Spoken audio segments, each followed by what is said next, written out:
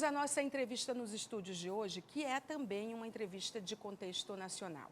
Aqui conosco, nós estamos com o professor Francisco Lima, mais conhecido como Chicão. Ele é piauiense e tem um doutorado pela Universidade de São Paulo, no Instituto de Química de São Carlos, na área de Química Quântica. Ele trabalha com bioinformática, com desenvolvimento de fármaco. Então, o professor Chicão, nós descobrimos, através das nossas investigações, das nossas ligações, que não são perigosas, são produtivas, que o professor ele está dedicado a pesquisas importantes que nos levam a ver a natureza. A gente já deveria ver a natureza dessa forma, mas quando chega um pesquisador com essa informação, eu acho que nos desperta, nos traz esperança e nos traz compromisso e responsabilidade da gente tratar melhor o nosso planeta. Então, assim, a gente já sabe como que esse vírus apareceu no mundo, o coronavírus, sabe de tudo que a gente tem feito em relação aos desmandos, né, de tratar mal o planeta, sabe que a temperatura tem aumentado, existem já indícios de que vírus congelados da Sibéria, com o aumento da temperatura no planeta, estão descongelando e podem significar uma nova pandemia. Eu sei que muita coisa está por vir, só que a vinda do professor Chicão aqui, do doutor Chicão, é exatamente para dizer, calma, se a gente fizer a nossa parte, no sentido de investir em pesquisa, em acreditar e ver a natureza de outro modo, a gente pode ter muitas saídas, não é só uma, no fim do túnel.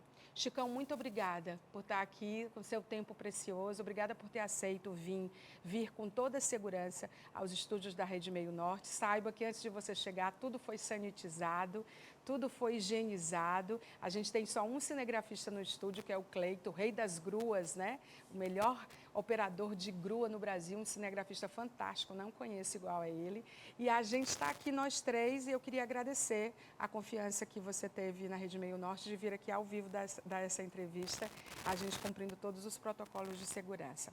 Chicão, a natureza é abundante e ser um doutor em química quântica, eu imagino a imersão quântica que você faz nesse universo. Primeiro, a química quântica, ela estuda o quê exatamente? Para a gente começar, para as pessoas entenderem o nível de quem eu estou conversando. Boa noite, Maia. É um prazer enorme estar mais uma vez aqui com você. E a responsabilidade aumentou porque eu estaria dividindo a nossa entrevista com, para mim, um dos maiores botânicos do Brasil e o maior botânico que nós temos aqui, que é o doutor Francisco Soares, né? Doutor em botânica. Doutor em botânica, um cara formidável. Então, melhoras aí, amigo, força. Seria uma entrevista dupla, mas Exatamente. O professor teve um imprevisto e não pôde estar aqui conosco. Isso. Ratificando mais uma vez, nós estamos aqui a mais de 2 metros, então eu estou sem máscara por isso, então não vão depois criticar, porque está tudo nas normas corretas. Está tudo tranquilo. A sua pergunta, bem, o que nós fazemos? O que é a quântica? Então, a quântica, ela trabalha aquilo que você não vê, o mundo microscópico, né, onde estão os elétrons. Essa é a diferença, porque aquilo que você vê, que é o mundo macroscópico, né, fica muito mais fácil da gente estudar e entender. Entretanto, quando o desenvolvimento da matemática e da física, né, começou a se entender mais os átomos e a questão dos elétrons e todas as partículas subatômicas. Então, o meu doutorado é nessa área, é uma área que as pessoas acham que é complexa, que é de fato complexa. Que é bioinformática. Né? E eu me aperfeiçoei na área de desenvolvimento de fármacos, né? Ou seja, o estudo em sílico, basicamente eu busco moléculas que têm potenciais para doenças, então eu já estudei com doenças de Chagas, a gente já fez trabalhos na parte de citossomose, então buscando sempre coisas naturais, substâncias naturais que têm esses potenciais. E como essa pandemia surgiu, né, veio a ideia também de pegar substâncias naturais e tentar entender como que essas moléculas poderiam atuar na questão do SARS-CoV-2 ou Covid-19. Então, é isso que trata de uma maneira bem geral. Não, mas ficou muito claro. O que seria a quântica. Você é o homem das coisas invisíveis, né? Na área da química. Para você ter uma ideia, eu sempre, quando eu estou falando dessa disciplina para os meus alunos, eu falo de um desenho chamado Dragon Ball Z, onde tem um episódio onde está tendo uma briga do Goku com um dos personagens lá, e tem um ser humano normal, que é o Senhor Satã, e a briga lá ocorre na velocidade da luz e de um elétron se movimentando, e o senhor Satã não consegue ver, e aí um dos seres, né, extraterrestres dele lá diz assim, ó, você não está vendo a maior luta, ou seja, é aquilo que a gente estuda, o mundo quântico é É aquilo exatamente que a gente não vê e que é tão relevante, né? Eu sou do tempo do homem invisível, que devia ter uma química quântica aí nessa história também. O que a natureza tem na área que você estuda, Chicão, dentro do teu doutorado, que pode trazer esperança para a gente? Você começou a pesquisar em outubro do ano passado, quando começaram a surgir os primeiros casos da Covid-19 no mundo. Você foi despertado para um extrato importante que nós temos no Piauí e que está numa fase de pesquisa que não avançou mais por falta de recursos, que eu queria também abordar isso. Mas o que você encontrou que para a gente é importante que nós saibamos? Bem, a natureza é algo formidável, né? Acho que quem acredita em Deus sabe que Deus nos colocou tudo de graça, devemos nós buscar. Então, o que é que acontece? Você tem que encontrar na natureza essas soluções. E eu creio bastante que só o que tem para várias doenças soluções na natureza. O que nós devemos é cuidar bem dela, da biodiversidade, desse meio ambiente. Então, porque nós conhecemos, através do meu avô, do seu avô, das pessoas bem antigas, que elas tratavam certas doenças com o conhecimento empírico do cotidiano. Sim. Né? E como eu sou filho de pessoas bem pobres, meus avós eram muito pobres, né? Eu estudei em escola pública, então eu conheci muito ricos de conhecimento de extratos exatamente. naturais, né? Então, foi aí que você chegou no Buriti? Não, aí o que é que acontece? Hoje nós sabemos do potencial do Buriti, é muito grande. Sempre não só como fonte de alimento, mas no norte e no nordeste do Brasil se utiliza o Buriti para outras coisas. Então, por exemplo, pessoas que têm animais e o animal é picado de cobra, usam o óleo do Buriti porque ele inibe o veneno. Um exemplo, né? Ele já sabe que o Buriti é antioxidante. Tem vários estudos da Universidade Federal, de doutorado, no Renovil, que é o programa que eu também sou professor, que há pesquisa nessa linha. Então, quando surgiu a pandemia em si, o que foi que aconteceu? Não foi do nada que essas moléculas foram testadas e as pessoas sabiam que tinham potencial. Não, várias moléculas já eram classificadas por determinadas doenças, né, já se sabia, e começaram a fazer testes. Nós temos uma informação que mais de 5 mil moléculas foram testadas no mundo inteiro contra a enzima 3D, a enzima de uma das formas da SARS-CoV-2. Para quê? Para que a gente pudesse ter um direcionamento. Então, estudos sintéticos tem ao monte. E aí, um aluno meu de doutorado, o Alan Nunes Costa, né, a ideia veio de fato dele. Né? Ele estudava em Imburana e queria fazer estudo da Imburana, no caso, para a Zika. Ele defendeu o doutorado em maio. Né? Então, ele disse assim, professor, vamos fazer um estudo, vamos pegar as moléculas presentes no óleo do Buriti, as principais que a gente chama de majoritária, e vamos pegar a enzima do vírus conhecido atualmente e testar, verificar isso. Por que a gente faz isso? Hoje, basicamente, um estudo de uma molécula para se tornar um fármaco, ele passa por algumas etapas. Um estudo primeiro que a gente chama de estudo em sílico, que é onde eu uso um computador, que é a parte da quântica, e esse computador vai simular como uma molécula vai interagir com uma enzima ou com um meio biológico e ver se ela tem um efeito bom ou não.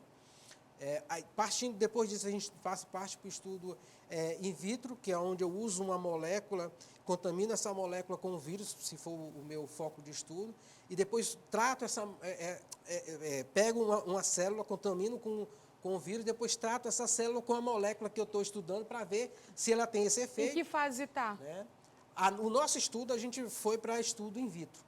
O que foi que nós a fase fizemos? 2. É a primeira fase, in vitro. É a primeira fase. É verdade. Nós estudamos in vitro, nós pegamos 9 componentes do Buriti, os majoritários. Desses 9, a gente viu que 3 tinham um bom potencial. Né? 3 moléculas presentes no Buriti têm um bom potencial para inibir o vírus. É importante que eu esclareça que Moléculas que têm o potencial de inibir é totalmente diferente de vacina. Sim. Vacina é uma coisa, moléculas de inibição são outra. É importante Né? falar Por isso. quê? Uma vacina você usa para impedir com que se você for contaminado, para que o vírus se multiplique. A vacina vai atacar o vírus. Se você entrar em contato com o vírus e estiver vacinado, a vacina que está dentro do seu organismo, ele vai atacar o vírus e vai matar o vírus. Molécula, que é o meu caso, no caso do Buriti, a pessoa está contaminada, ela precisa de alguma coisa para matar a reprodução dos vírus. A primeira que fase é o que vocês fizeram in vitro, ela se mostrou promissora? Muito promissora. Teve êxito? Para você ter uma ideia, na mesma semana que o nosso artigo lá com o pessoal da Química que a gente publicou, saiu um artigo muito semelhante, usando moléculas sintéticas de um pessoal da China, Olha na só. Nature, só que os caras fizeram, por ter dinheiro, claro, fizeram estudo in vitro E em avançaram sílico e nas vivo. fases. Por que vocês não avançam aqui nas fases? Infelizmente, pesquisa no Brasil é tudo tratado de uma maneira muito simplória.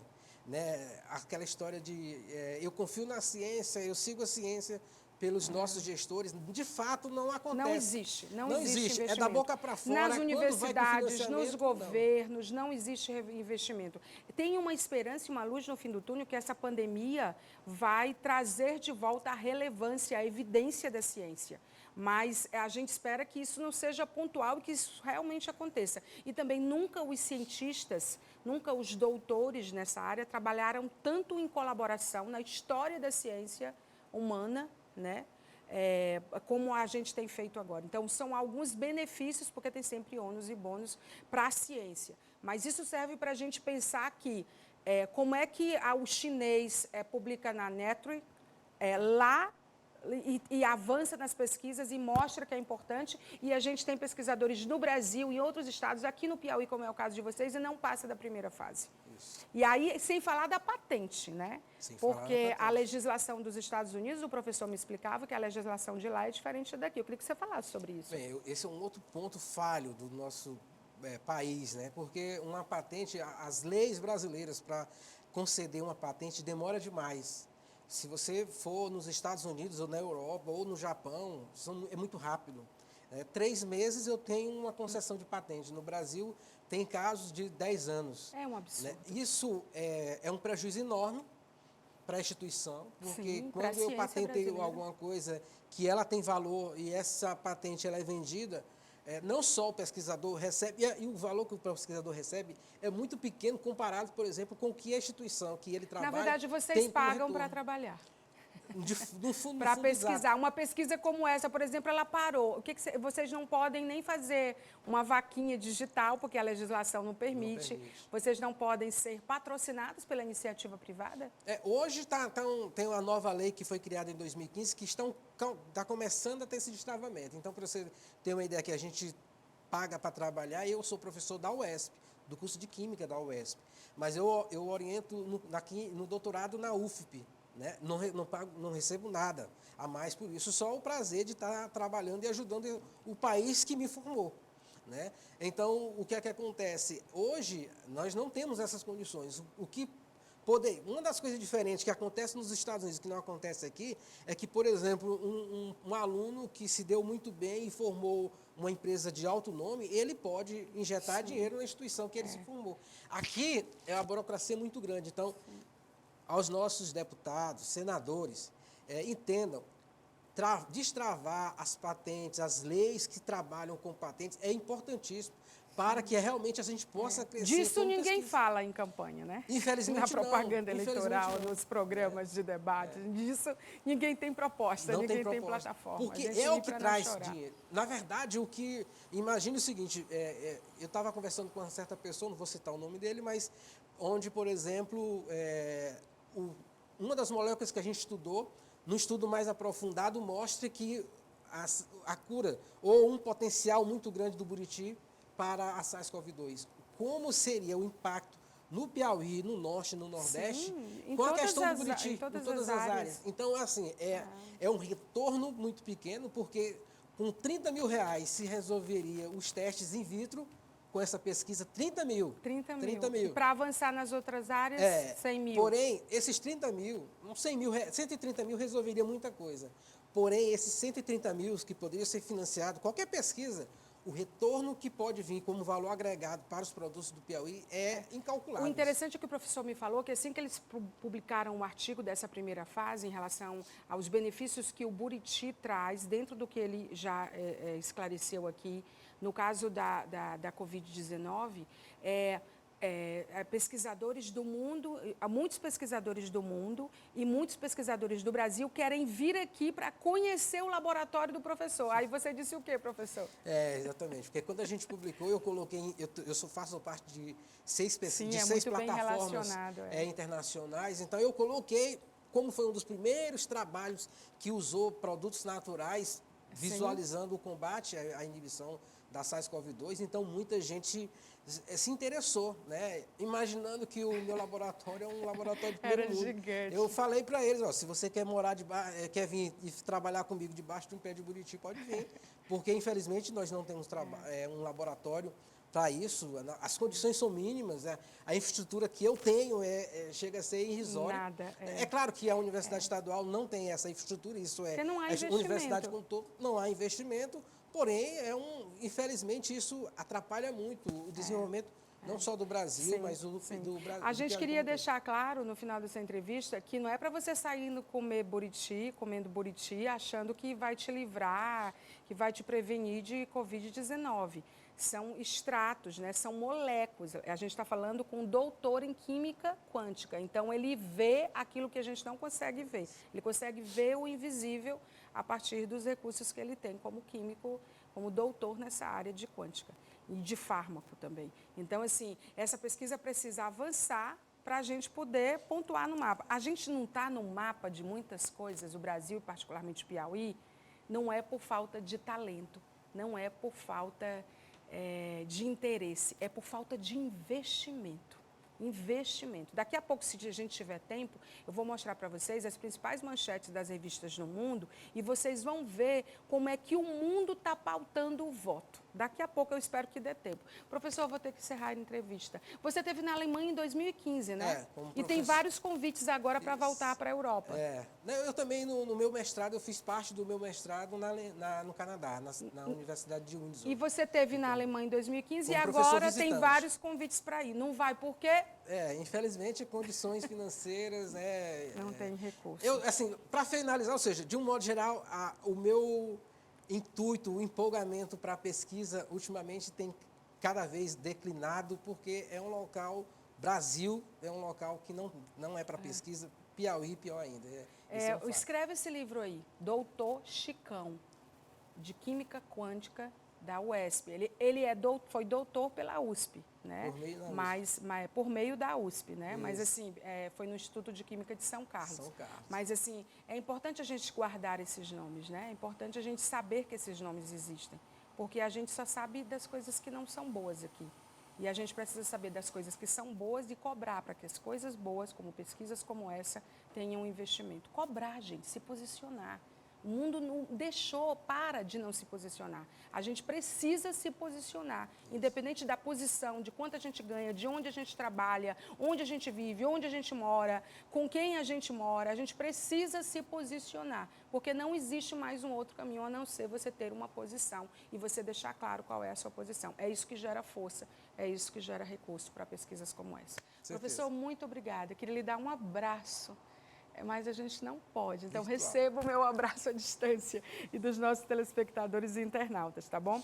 Vamos para o intervalo comercial, porque o nosso tempo hoje ficou bem corrido com a propaganda do horário eleitoral gratuito e a gente tem que pagar os nossos breaks. Então, vamos lá, então. Daqui a pouco eu volto com mais falando nisso. Se der tempo, a gente ainda vai mostrar as revistas, a gente pelo mundo afora, que dá a gente uma luz, assim, abre uma janelona para o mundo do que está rolando, dos debates.